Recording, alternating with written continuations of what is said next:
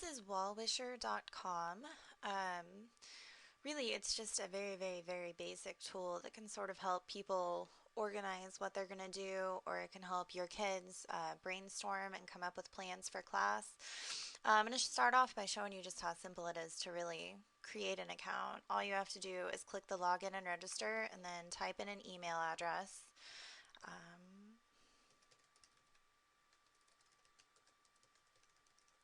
and then pick a password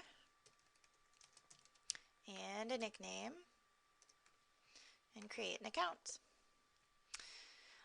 The only thing I've really noticed about Wallwisher that is sort of bad is that at least within the last few days, it's been really hit and miss onto or on its load speed, and there was some serious glitches a couple of days ago when I tried to do this. I've just now recently started playing around with it, so it could just be a bad weekend, but I would be hesitant to use this in a classroom setting until I had tried it out a little bit more and seen if those glitches were normal or if they were just a one-time incident. So this is what it looks like when you create your account, first of all. And really, it's just the simplest thing ever. You just click here to build a wall, and then you will pick a name for your wall. So we will say that this is Screencast Example 3. And then you can set your privacy settings, which is really nice. Either everyone can view it or only me. Everyone can post or only me. And even if you click that everyone can post, you can still approve every post before it shows up on the wall.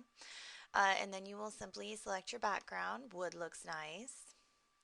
And then you will click to add an image. You can upload your own, which is really cool, or you can just pick randomly from what they have.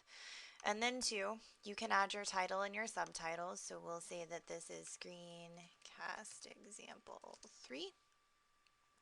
And then here you can either add a subtitle or you can just delete it all so it doesn't appear at all. And then you click Done. And that's pretty much it. So they redirect you to your wall.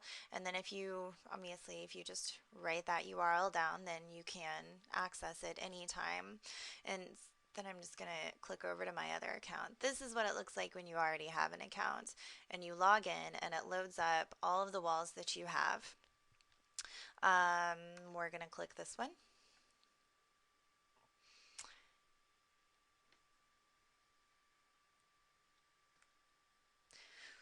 Once you're in, it's really quite simple to make notes. You simply, as you can see, you double click and type in your message. So we'll say that this is going to be plot ideas.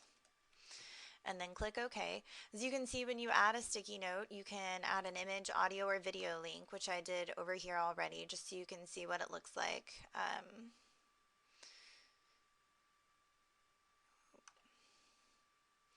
So we want to view, and there's my image.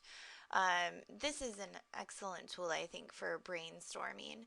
So we can have plot ideas, and then students, if you put them in groups and they're doing group brainstorming, can just double click and add ideas such as girl goes to store, period. Okay. And it says who it is. I mean, obviously there are issues with whether or not students would actually, say things that are inappropriate here. Um, but if you have, see, it's being glitchy again, though. That's a problem. Uh, but if you happen to have that setting where you have to approve all notes before they show up, that would then give the teacher a little bit more security over what goes on. The joy of this is that if you have kids who are working in groups and are in different hours of your class, they can just create one wall, say group number 3,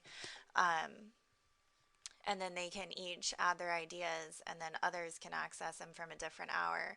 And this is really as simple as it gets. This is all it does. You can move your sticky notes around to recategorize them. So all plot ideas could maybe go over here, and all prop ideas could go over there. You can edit notes. You can delete notes as a part of your setting. Other people can be allowed to edit your notes, or you can only be the one to edit your notes, which would be nice. Another way that I think that this would be really wonderful would be, quite frankly, is a very, very, very simple to-do list every day. So today I need to grade 7 essays. Oops. And I'll click OK. And then I also need to go to stupid meeting. Okay. And then I will go to important. Whoops. Meeting. And then whenever you finish these for the day or for the week or for the month, you can just delete them. So it's a good way for teachers to organize their day. It's an excellent way for kids who are working in groups and are in different hours to brainstorm and to work together.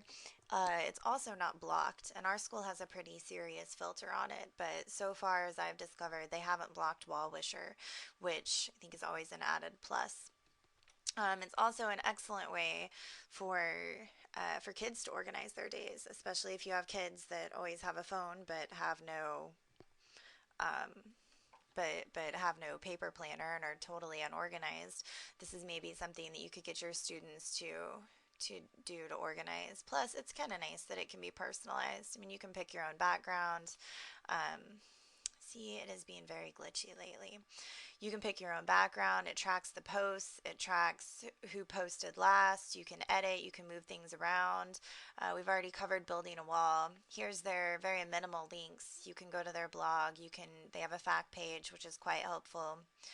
Do more. You can RSS feed this. You can also embed it into a blog or a wiki. You can share it with other people on Facebook. You can email your page to them.